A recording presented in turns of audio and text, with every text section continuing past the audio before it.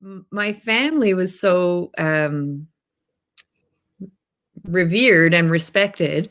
And while we were in the initial phases of making If a Place Could Be Made, the reason why it took so long is because there's pitfalls everywhere where you could inadvertently be disrespectful about somebody's physical appearance. And we really didn't want to focus on the disability. We want to focus on the diversity and inclusion and ingenuity and hilarity of most of them. But in order to collect 8 people's plus stories, you have to do a collage.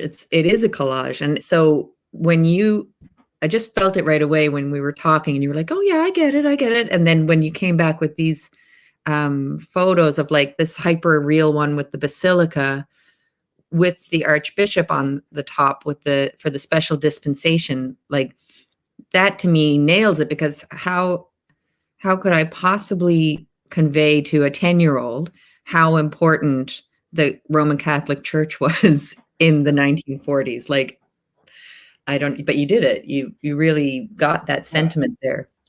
Good. Yeah. That's an interesting one, because there's flow to it. There's certainly the church and the silliness of the guy standing on the church. There's a Monty Python-y kind of thing to it, but also the idea that she's sort of reverential when speaking with them, but also thinking about all the babies she actually wants to have, and think about how much her husband would be part of that, and like the way that you can bring things together with this sort of messed mix is nice. Exactly. Same kind of thing with this, with the idea of the house up on the hill. That, I mean, it doesn't make spatial sense at all, but it feels like the place when you're standing on top of that really high hill, and the harbor below and everything. But then inside the house, there's activity that also doesn't make perspectival sense, but it's alive. It feels like a house full of activity and energy. Yeah.